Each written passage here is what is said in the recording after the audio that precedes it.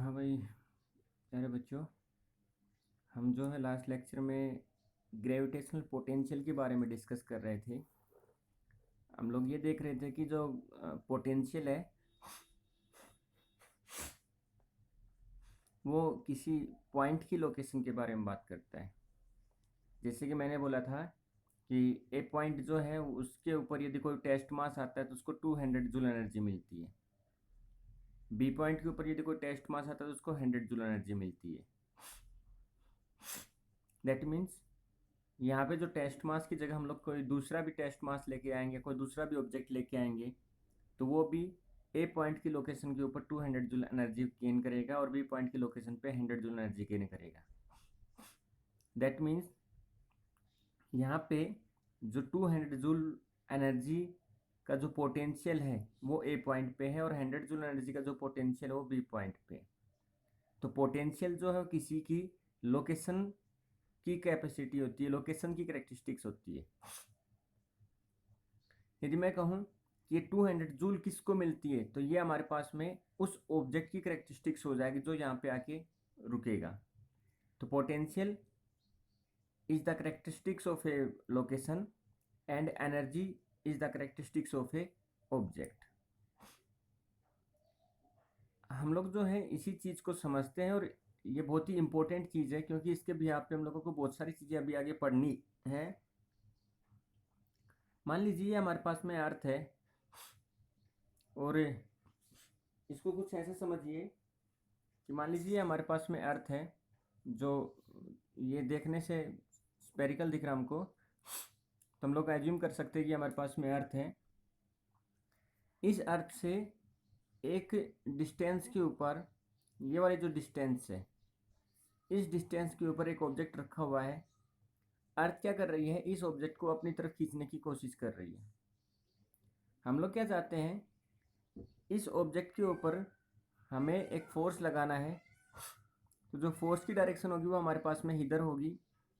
तो ये जो ऑब्जेक्ट है जब इसको अर्थ के इस डायरेक्शन में लेके जाएंगे, या फिर ऐसे समझिए कि ये हमारे पास में अर्थ है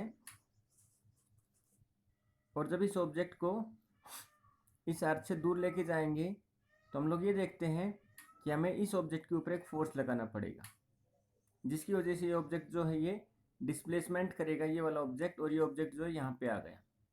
तो अभी जो ऑब्जेक्ट पहले यहाँ पे था अब ये मूव होके कहाँ गया है, यहाँ पे आ गया है।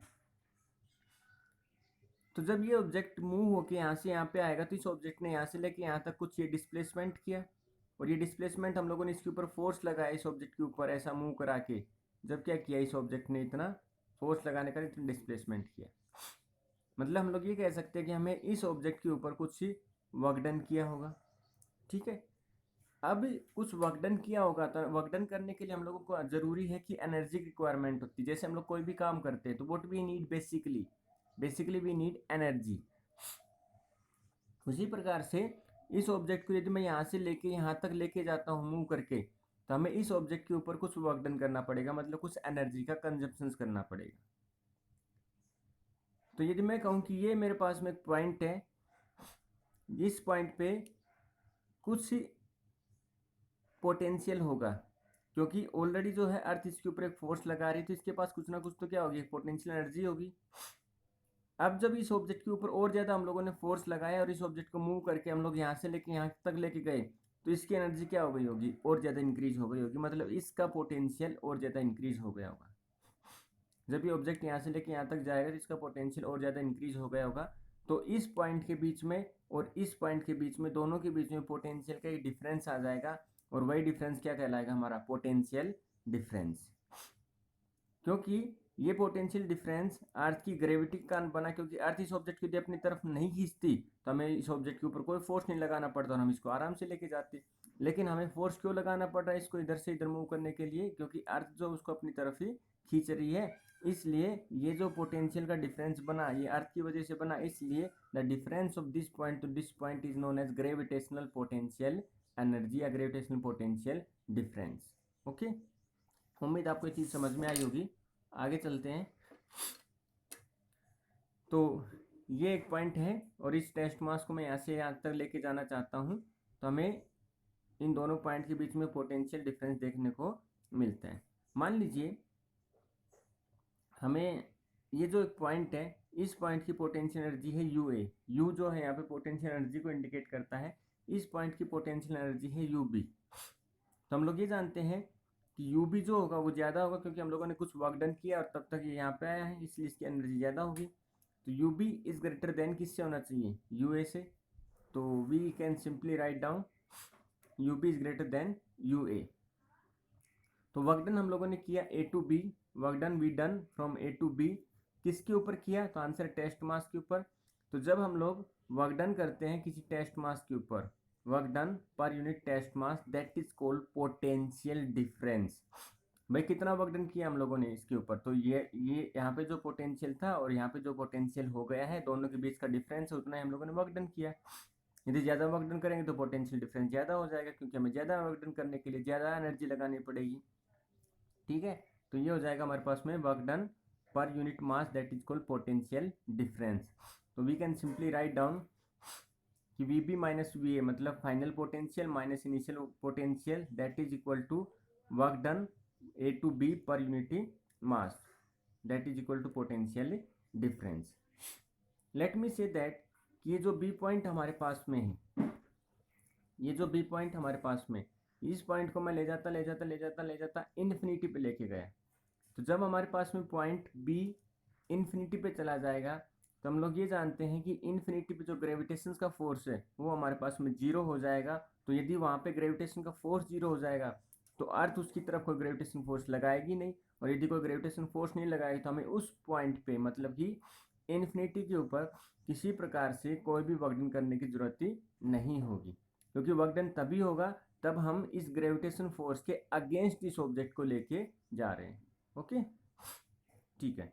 तो at infinity gravitational field will be zero, therefore V A minus V B is equal to W A B into में डिवाइडेड बाई एम नोट। यहाँ पे जो माइनस का साइन है वो ये इंडिकेट करता है कि जो ग्रेविटेशनल फोर्स है वो अट्रैक्टिव नेचर का है। ठीक है, इसलिए वो डिस्टेंस जो हो डिक्रीज हो रहा है, इसलिए उसको माइनस लिख दिया गया है। तो यहाँ से आ जाएगा वी ए माइनस का V infinity, that is equal to W infinity to A divided by M naught. अब क्वेश्चन ये आता है कि यहाँ पे जो है हम लोगों ने माइनस लिख दिया, यहाँ पे माइनस क्यों नहीं लिखा। तो बच्चों हम लोग जो यहाँ पे वेक्टर क्वांटिटी की बात नहीं कर रहे, क्योंकि हम लोग ये जानते हैं कि ग्रेविटेशन फोर्स जो है हम लोग ये जानते हैं कि जब पोटेंशियल डिफरेंस हम लोग निकालते हैं, पोटेंशियल डिफरेंस जब हम लोग निकालते हैं पॉइंट से लेके बी पॉइंट तक है, तो पोटेंशियल डिफरेंस जो है वो हम लोग निकालते हैं वर्क डन पर यूनिट मास। और वर्क डन जो होता है हमारे पास में स्केलर क्वांटिटी होता है। स्केलर क्वांटिटी में हम सिर्फ और सिर्फ मैग्नीट्यूड की बात करते हैं, उसकी डायरेक्शन की बात ही नहीं करते हैं। इसलिए आप यहाँ पे माइनस लगाओगे तो भी चलेगा और नहीं लगाओगे तो भी चलेगा, क्योंकि यहाँ पे जो माइनस है वो सिर्फ ये दिखाता है कि वर्क डन जो है वो उस ग्रेविटेशन फोर्स के अगेंस्ट हुआ है। ठीक है, क्योंकि वर्क डन जो स्केलर क्वांटिटी, इसलिए हम लोग उसके माइनस को लिखे ना लिखे कोई फर्क नहीं पड़ता, हम उसके मैग्नीट्यूड ले लेंगे, तो मैग्नीट्यूड लेने पे माइनस जो ऑटोमेटिक से प्लस में काउंट हो जाता है। ओके, ठीक है। नेक्स्ट थिंग देखिए, तो यहाँ से हम लोगों को एक चीज़ समझ में आई कि इन्फिनिटी जब होगा तो उस जगह पे पोटेंशियल की वैल्यू जीरो होगी, क्योंकि उस जगह पे ग्रेविटेशन फोर्स की जो वैल्यू है वो हमारे पास में जीरो होती है।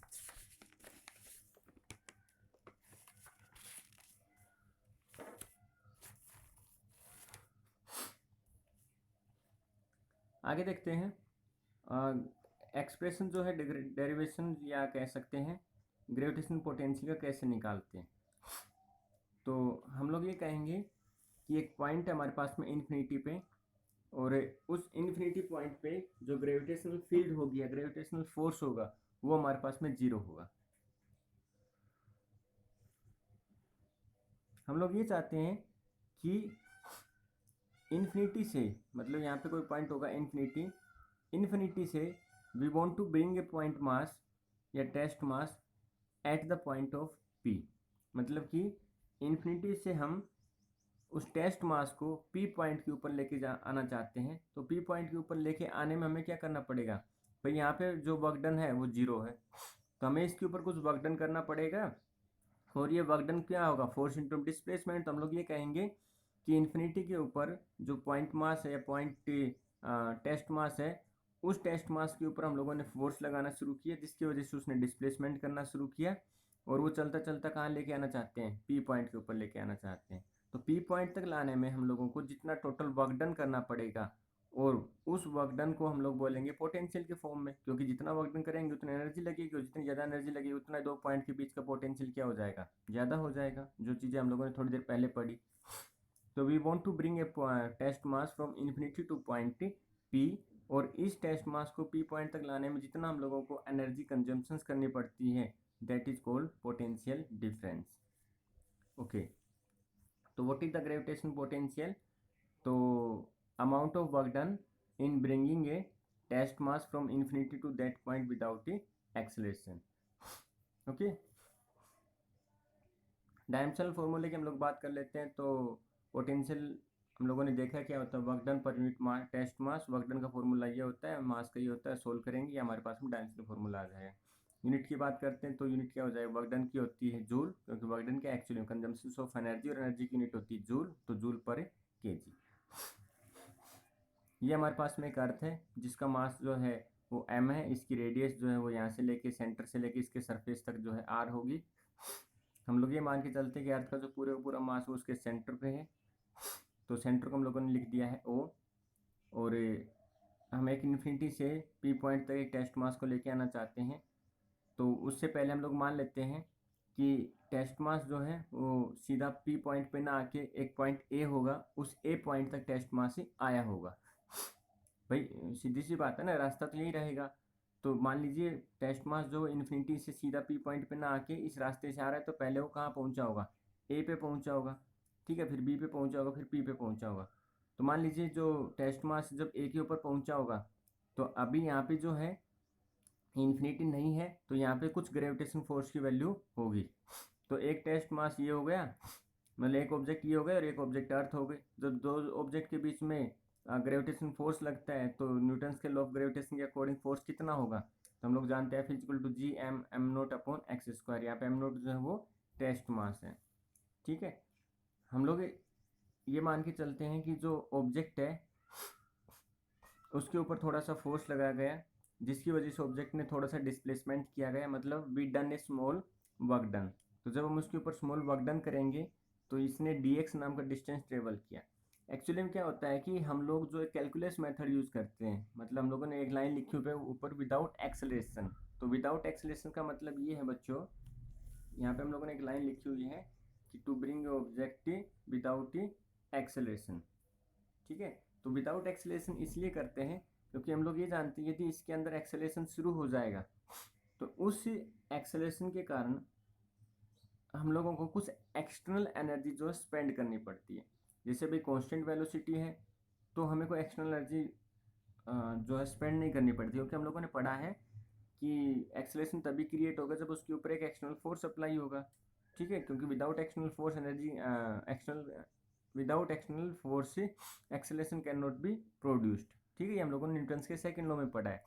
But we can not provide external energy, हम उसको ज़्यादा एक्सटर्नल एनर्जी नहीं देना चाहते हैं, इसलिए हम लोग ये चाहते हैं कि उसके अंदर मूवमेंट जो है उसका इस तरीके से काउंट किया जाए ताकि उसके अंदर कम से कम जो फोर्स लगे और उसके अंदर एक्सेलरेशन की वैल्यू 0 हो जाए।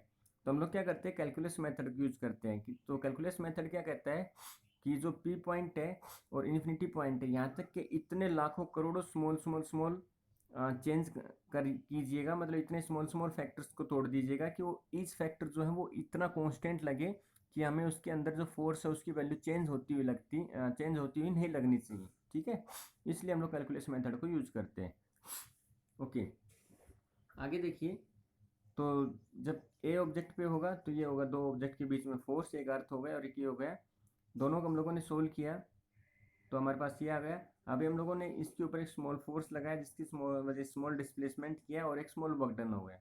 तो स्मॉल वर्क डन कितना होता है, तो d W is equal to force into में डिस्प्लेसमेंट। तो ये स्मॉल वर्क डन कब हुआ, जब हम लोग पॉइंट मास को ए से लेके बी पे लेके आए। तो ये फोर्स की वैल्यू हमारे पास यहाँ से है, तो फोर्स की वैल्यू हम लोगों ने पुट कर दिया इंटू में डी एक्स। अब अगला डी एक्स कहाँ बनेगा, तो बी से सी तक डी एक्स बनेगा, सी से डी तक डी एक्स बनेगा, डी से ई तक डी एक्स बनेगा, ई से एफ तक डी एक्स बनेगा। तो जितने भी हमारे पास में डी एक्स है, यदि मैं उन सब के डी एक्स को जोड़ तो ऑब्जेक्ट कहाँ आ जाएगा, पी पॉइंट पे आ जाएगा। और सबके डी एक्स को जोड़ूंगा तो मुझे क्या करना पड़ेगा, उन सबका इंटीग्रेट करना पड़ेगा, इंटीग्रेशन करना पड़ेगा। तो यदि मैं टोटल वर्क डन निकालना चाहता हूँ, क्योंकि स्मॉल वर्क डन क्या था डी डब्ल्यू, और मुझे टोटल वर्क डन निकालना है कहाँ से कहाँ तक, तो आंसर मुझे टोटल वर्क डन निकालना पड़ेगा इन्फिनिटी से लेके पी पॉइंट तक। ठीक है, और पी पॉइंट तक डिस्टेंस कितना है हमारा आर। तो हम लोग वर्क डन निकालना चाहते हैं इन्फिनिटी टू पॉइंट पी। तो हम लोगों को लिमिट पुट करना पड़ेगा कि ऑब्जेक्ट हम लोग कहाँ से लेके आए हैं इन्फिनिटी से, और कहाँ तक लेके आना चाहते हैं आर डिस्टेंस तक। ओके, तो हम लोग लिमिट पुट कर देंगे इन्फिनिटी टू आर।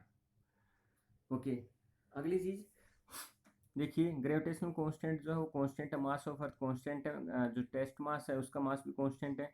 सिर्फ चेंज क्या हो रहा है, तो आंसर है चेंज हमारे पास में डिस्टेंस हो रहा है एक्स।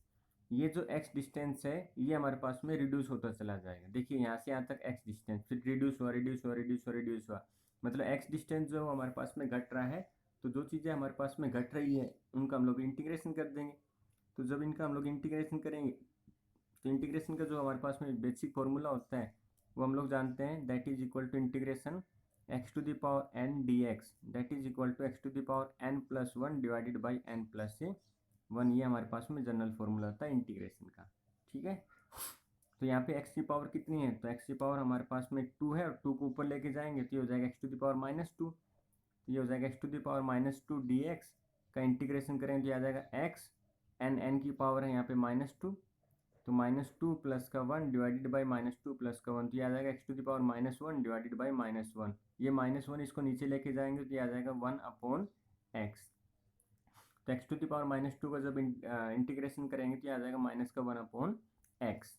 ओके, तो वही चीज़ हम लोगों ने यहाँ पे लिखी है, माइनस को कॉमन ले लिया, 1/x ये लिखा हुआ है। लिमिट पुट करेंगे, लिमिट पुट करने का तरीका होता है अपर लिमिट माइनस लोअर लिमिट, और अपर लिमिट हमेशा फाइनल लिमिट होती है, लोअर लिमिट हमेशा इनिशियल लिमिट होती है। तो हम लोग ऑब्जेक्ट को कहाँ से मूव करना शुरू किया था, इन्फिनिटी से, और कहाँ तक लेके आए हैं आर तक।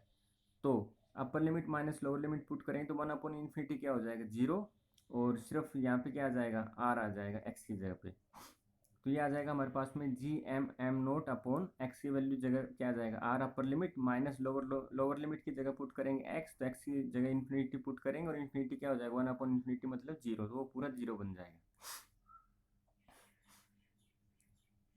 ओके भाई, इसको नहीं समझ में आ रहा है तो इसको ऐसा लिखो ना, माइनस का g(m)m0 कॉमन आया, ये पुट किया अपर लिमिट, ये पुट किया माइनस का लोअर लिमिट। ठीक है, तो ये 1/इन्फिनिटी क्या बन जाएगा हमारे पास में 0, ये 1/r कहाँ आ जाएगा, यहाँ पे आ जाएगा जो मैंने यहाँ पे लिखा हुआ है। ठीक है, तो अभी जो ये m0 है इसको मैं नीचे लेके जाता हूँ w के। क्यों भाई, क्योंकि w जो यहाँ पे वर्क डन है, और वर्क डन पर यूनिट मास हम लोगों ने पीछे पढ़ा अभी जस्ट शुरुआत में लेक्चर के, वर्क डन पर यूनिट मास क्या होता है हमारे पास में पोटेंशियल डिफरेंस। ठीक है, पोटेंशियल डिफरेंस, तो पोटेंशियल डिफरेंस कितना आ जाएगा माइनस का gm/r। ठीक है, यहाँ पे जो नेगेटिव साइन है वो ये इंडिकेट करता है कि जो ग्रेविटेशनल पोटेंशियल है वो अट्रैक्टिव नेचर का, मतलब जो अर्थ है किसी भी ऑब्जेक्ट को अपनी तरफ खींचने की कोशिश करता है। तो अपनी तरफ खींचेगी तो जो डिस्टेंस होगा बिटवीन द 2 पॉइंट वो डिक्रीज होता जाएगा, और डिस्टेंस डिक्रीज होगा तो उसको हम लोग इंडिकेट करते हैं नेगेटिव से। तो इसलिए negative sign indicates that the gravitational potential is attractive, and gravitational potential is a scalar quantity. याद रखना, इसको वेक्टर क्वांटिटी मत बनाना। ठीक है, क्योंकि ये जो ग्रेविटेशनल पोटेंशियल बना ये वर्क डन की वजह से बना, और वर्क डन जो हमारे पास में एक स्केलर क्वांटिटी होता है। ठीक है, कल जो हम लोग डिस्कस करेंगे इसी से मिलता जुलता, लेकिन उसमें थोड़ा सा डिफरेंस रहेगा। इसमें ग्रेविटेशनल पोटेंशियल है, उसमें ग्रेविटेशनल पोटेंशियल एनर्जी होगा। तो अक्सर लोगों को, बच्चों को इसमें समस्या आती है कि यार पोटेंशियल और पोटेंशियल एनर्जी में कितना सा डिफरेंस हुआ है, दोनों में सेम चीज़ें आपको लगेंगी, लेकिन थोड़ा सा समझने की कोशिश कीजिएगा। खैर, कल देखते हैं उसको। थैंक यू वेरी मच बेटा, थैंक यू।